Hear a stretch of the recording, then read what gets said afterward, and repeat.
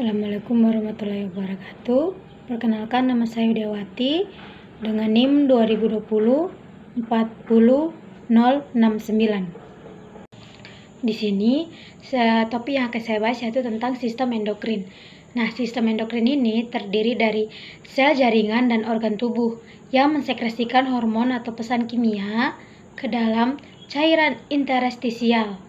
Hormon kemudian masuk ke dalam darah untuk dibawa ke jaringan dan organ lainnya, di mana mereka melakukan aksinya dengan mengubah fungsi seluler. Kemudian ada juga dua jenis kelenjar. Yang pertama, kelenjar eksokrin.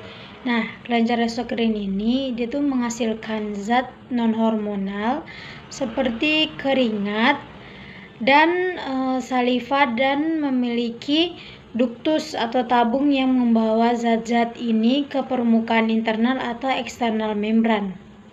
Kemudian yang kedua yaitu kelenjar endokrin. Nah, kelenjar endokrin ini disebut juga sebagai kelenjar tidak berduktus. Kelenjar ini melepaskan hormon ke jaringan di sekitarnya, dan umumnya mereka memiliki banyak pembuluh darah dan limfatik yang menerima hormon mereka. Kemudian kita masuk pada jenis organ endokrin. Nah, ada dua jenis dari organ endokrin ini. Yang pertama yaitu ada organ endokrin primer yang fungsi utamanya adalah untuk sekresi hormon. Sedangkan yang kedua, organ endokrin sekunder, di mana sekresi hormon terjadi secara sekunder ke beberapa fungsi lainnya. Kemudian ada mekanisme kerja hormon. Nah, semua hormon memberikan efeknya melalui pengikatan pada reseptor sel target untuk hormon tersebut. Nah, semakin banyak reseptor yang berikatan dengan hormonnya, semakin besar juga efek yang ditimbulkannya pada sel target. Semua hormon mempengaruhi sel target dengan mengubah aktivitas metabolik mereka. Kemudian, hormon umumnya menghasilkan satu atau lebih perubahan. Nah, yang pertama yaitu merubah permeabilitas membran plasma atau potensial membran, atau keduanya melalui pembukaan atau penutupan kanayon. Yang kedua yaitu menstimulasi sintesis enzim atau protein lainnya dalam sel.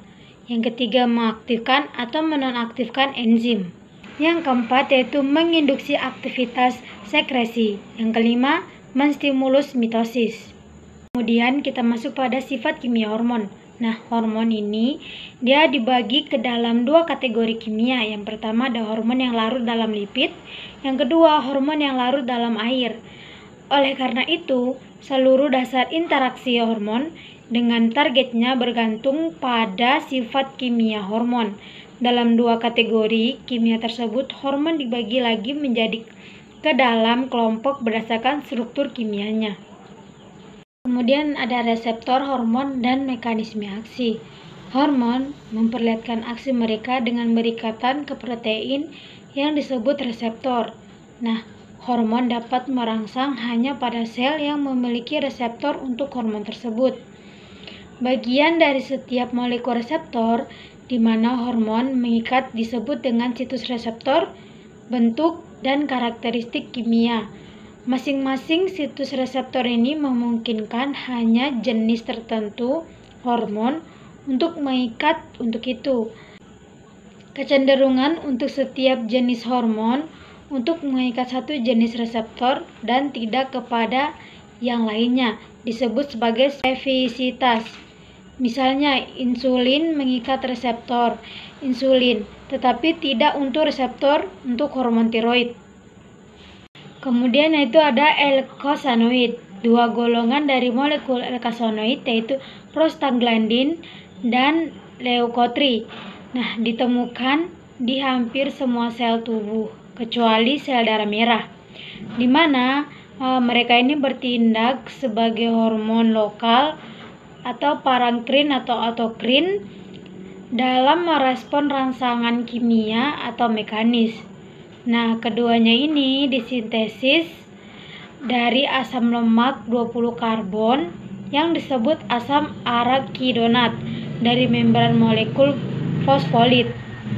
Dari Dari asam arachidonat ini melalui reaksi enzimatik yang berbeda menghasilkan Pg atau LTS.